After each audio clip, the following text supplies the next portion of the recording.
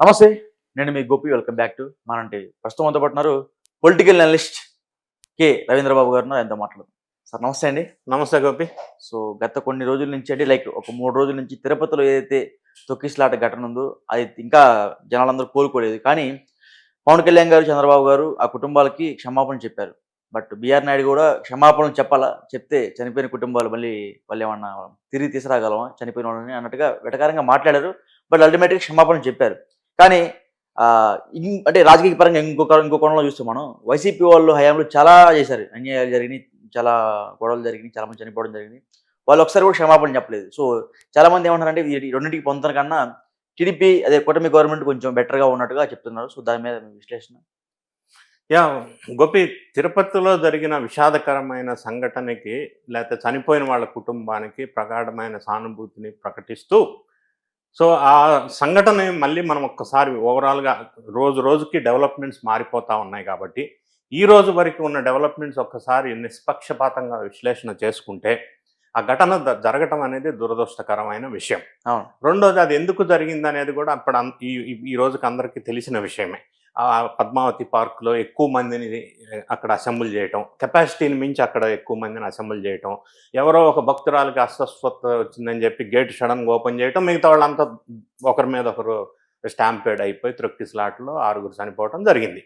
వీటన్నిటిని ఒకసారి మనం పరిశీలించినట్లయితే ఇప్పటి వరకు ఉన్న ప్రాథమిక సమాచారం ప్రకారం ఏదైనా ఇన్వెస్టిగేషన్ జరుగుతుంది, నిజాల తర్వాత బయటకు వస్తాయి, జ్యుడిషియల్ ఎంక్వైరీ వేశారు. సో ఇప్పటి వరకు ఉన్న సమాచారం, గవర్నమెంట్ వాళ్ళు ఇచ్చిన సమాచారం ప్రకారం ఆ పర్టికులర్ పార్క్కి ఇన్ఛార్జిగా లేకపోతే కోఆర్డినేషన్ చేస్తున్నటువంటి డిఎస్పి స్థాయి అధికారి పొరపాటు వల్ల లేదా నిర్లక్ష్యం వల్ల జరిగింది అనేది ఒక ప్రాథమిక సమాచారం. ఇందులో ఇంకేమన్నా కుట్రకోణం ఉందా అని కూడా హోమ్ మినిస్టర్ గారు ప్రస్తావించడం జరిగింది.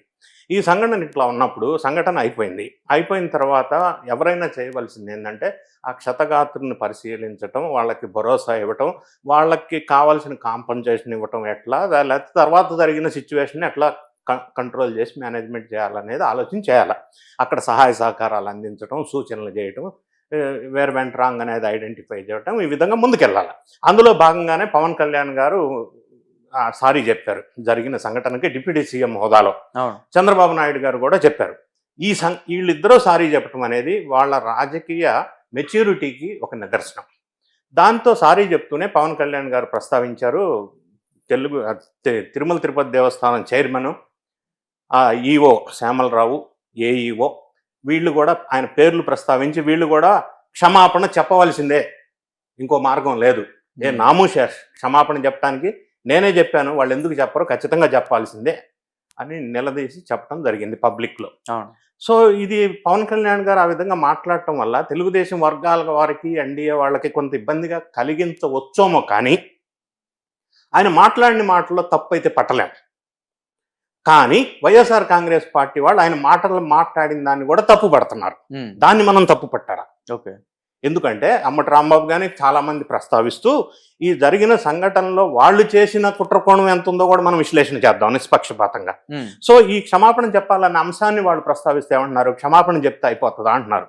రోజా అంటది 2 కోట్లు నష్టపరిహారం ఇవ్వాలా, ముఖ్యమంత్రి రాజీనామా చేయాలంటారు. పులివెందుల ఎమ్మెల్యే అంటాడు ముఖ్యమంత్రి రాజీనామా చేయాలంటాడు. ఇట్లా రకరకాలు. ఇంకొక వైఎస్ఆర్ కాంగ్రెస్ పార్టీకి సంబంధించిన బోమన కరుణాకర్ రెడ్డి అంటాడు తిరుమల తిరుపతి దేవస్థానం లడ్డు పవిత్రత దెబ్బతింది అని చెప్పి బ్లేమ్ చేశారు. ఓకే. ఆ బ్లేమ్ చేయటం వల్ల దేవుని కోపం వచ్చి ఈ విధంగా జరిగిందని ఆయన అంటాడు. ఇంకొక వైఎస్ఆర్ కాంగ్రెస్ పార్టీ నాయకుడు అంటాడు తిరుమల లడ్డు అపవిత్రత జరిగి 108 డేస్ అయింది, 108 డేస్కి హిందువుల్లో ఒక మంచి ఇంపార్టెన్స్ ఉంది కాబట్టి ఈ సంఘటన జరిగింది అంటాడు. ఈ విధంగా వైఎస్ఆర్ కాంగ్రెస్ పార్టీకి సంబంధించిన సోకాల్డ్ లీడర్స్ ఈ విధంగా ఇప్పుడు బ్లేమ్ గేమ్ ప్లే చేయటం అనేది కరెక్ట్ కాదు, అది తప్పు. వాళ్ళు చేయాల్సిన పని వాళ్ళు చేయాలి. ఇవన్నీ బ్లేమ్ గేమ్ చేస్తూనే నిన్న మనకి ఆనం రామనారాయణ రెడ్డి కన్సర్న్ మినిస్టర్ ఒక స్టేట్మెంట్ ఇచ్చారు. వీళ్ళందరూ వెళ్ళి హాస్పిటల్లో జగనన్న వస్తున్నాడని చెప్పి ఎన్డీఏ గవర్నమెంట్ని బ్లేమ్ చేయండి, జగనన్న సపోర్ట్ చేయండి అని చెప్పి పేషెంట్లకి డబ్బులు లోపల కవర్లు ఇచ్చారు అని స్వయాన ఆనం రామనారాయణ రెడ్డి మినిస్టర్ ప్రస్తావించడం జరిగింది. ఒకవేళ కవర్లు ఇచ్చి పైసలు ఇచ్చి వాళ్ళ చేత ఆ విధంగా చెప్పించుంటే అది క్రిమినల్ చర్యగా తీసుకోవాల్సిన అవసరం ఉంది. దాని ఎవిడెన్స్ తీసుకొని సీసీ ఫుటేజ్ ఇన్ని కార్యక్రమాలు చేయటం ఒక వంతు అయితే, రెండోది మనకి కుట్రకోణం ఏమి వినిపిస్తా ఉందంటే, జగన్ రెడ్డి గారు గతంలో చాలా సందర్భాల్లో, మీ దగ్గర బయట ఉంటే కూడా ప్లే చేయొచ్చు, చాలా సందర్భాల్లో ఆ పర్టికులర్ ఎస్పీ ఎవరైతే ఉన్నారో సుబ్బరాయుడు, ఆయన గురించి జగన్ రెడ్డి గారికి విపరీతమైన కోపం. ఆ కోపం ఎందుకు ఉందంటే, ఆయన అక్కడ ఎస్పీగా వచ్చిన సందర్భంలో ఆ పర్టికులర్ ఏరియాలో ఎర్రచందనం బాగా ఫేమస్, తర్వాత గంజాయి, ఇవన్నీ అసంఘిక కార్యక్రమాలు నడిపిస్తుంది, లీడ్ చేస్తుంది, గైడ్ చేస్తుంది, ఈ దందా చేస్తుంది చెవిరెడ్డి భాస్కర్ రెడ్డి అని వైఎస్ఆర్ కాంగ్రెస్ పార్టీకి సంబంధించిన ఒక ప్రముఖ వ్యక్తి అని వార్తలు వినిపిస్తూ ఉన్నాయి. సో ఈ విధంగా ఈయన అడ్డు తగులుతున్నాడు కాబట్టి గతంలో జగన్ రెడ్డి గారు ఈ సుబ్బారాయుడు అతను ఉండటానికి వీల్లేదు, ఆయన తెలంగాణ ప్రాంతాన్ని నుంచి డిప్యుటేషన్ వచ్చాడు, ఆయన రిటైర్ అయినా తెలంగాణ వెళ్ళినా 7 సముద్రాల అవతరున్నా తీసుకొచ్చి ఆయన సంగతి తేలుస్తా అని మాట్లాడటం జరిగింది. ఆ బ్యాక్గ్రౌండ్ నేపథ్యంలో ఈ రోజు ఆయన్ని ఇబ్బంది పెట్టాలా, ఆయన అక్కడ ఉండకూడదు అన్న దురాలోచనతోటి ఆ కన్సర్న్ డిఎస్పీని మేనేజ్ చేశారా అని ఒక వార్త వినిపిస్తా ఉంది. నిజాలు ఎంక్వైరీలో బయటకు వస్తాయి, మనం ఇప్పుడు కన్ఫర్మ్డ్గా చెప్పటం లేదు. ఇప్పుడు ఏమనిపిస్తుంది, ప్రజల్లో ఏం జరుగుతుంది, మినిస్టర్స్ ఏమంటున్నారు అన్నది మాత్రమే విశ్లేషణ చేస్తున్నాం. ఆ డిఎస్పీని మేనేజ్ చేసి ఈ సంఘటనకి కారణం అయ్యారు అనేది ఒకటి. ఆ సంఘటన జరిగినప్పుడు అంబులెన్స్ రెడీ పెడితే అంబులెన్స్ డ్రైవరు 20 మినిట్స్ దాకా అందుబాటులో లేకుండా పోవటం, వీళ్ళిద్దరిని మేనేజ్ చేసి సంఘటన ఇట్లా జరిగి ఈ బ్లేమ్ చేయటం వల్ల సుబ్బారాయుడు ఎస్పీని ట్రాన్స్ఫర్ చేయటం జరిగింది. అంటే జగన్ కోరిక నెరవేరింది. రెండో పాయింట్ ఇంకొకటి ఏమనిపిస్తుందంటే, జగను చాలా విషయాల్లో బ్లేమ్ అయ్యాడు. ఈ 6 నెలల్లో ఆ బ్లేమ్స్ అన్ని బయటకు వస్తా ఉన్నాయి.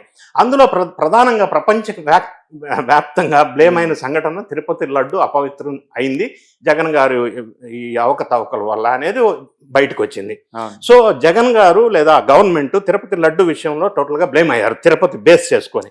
కాబట్టి అదే తిరుపతిని బేస్ చేసుకొని ఎన్డీఏ గవర్నమెంట్ తెలుగుదేశం పార్టీని అదే తిరుపతి ప్రధాన కేంద్రంగా మళ్ళీ రీబ్లేమ్ చేయాలని ఒక కుట్రకోణం ఏమన్నా దాగుందా అని ఇంకొక అంశం బయటకు వస్తా ఉంది.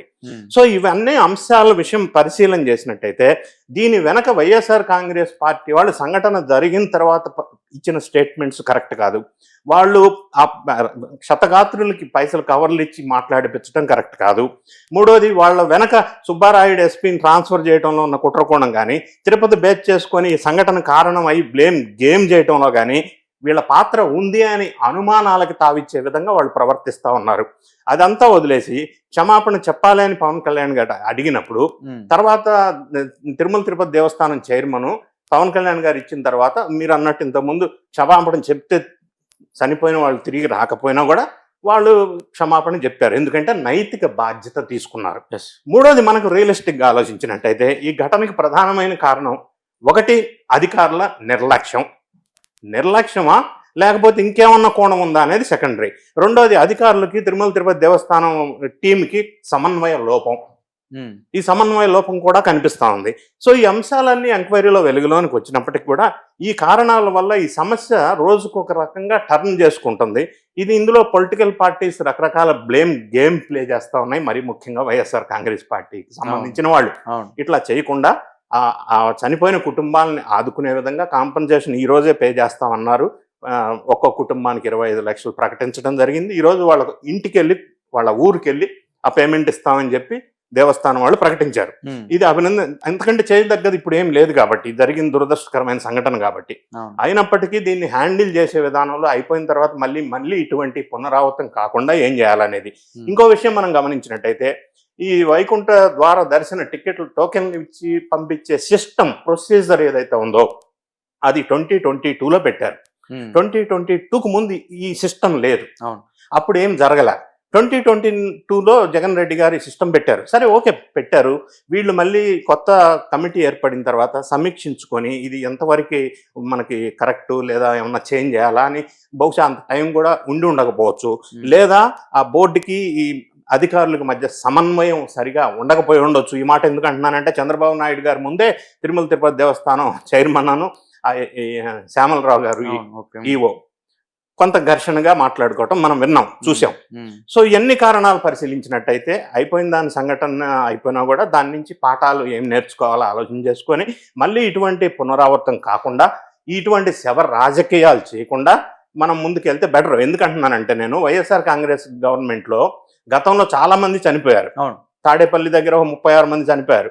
ఆ పడవ యాక్సిడెంట్ లో 32 మంది చనిపోయారు. ఆ ఎల్జీ పాలిమర్ ఇన్సిడెంట్స్ లో 18 మంది చనిపోయారు. సో వీళ్ళు ఇప్పుడు ఎవరైతే అంటున్నారో వైఎస్ఆర్ కాంగ్రెస్ పార్టీ వాళ్ళు వీళ్ళు రిజైన్ చేయాలా, సీఎం రిజైన్ చేయాలని, మరి అప్పట్లో ఇన్ని ఘటనలు జరిగినప్పుడు, ఇంతమంది గతంలో వాళ్ళు పరిపాలించినప్పుడు చనిపోయినప్పుడు వాళ్ళు రిజైన్ చేశారా అప్పట్లో ఉన్న సీఎం? సో రిజైన్ చేయాలా అన్న డిమాండ్ కరెక్టా?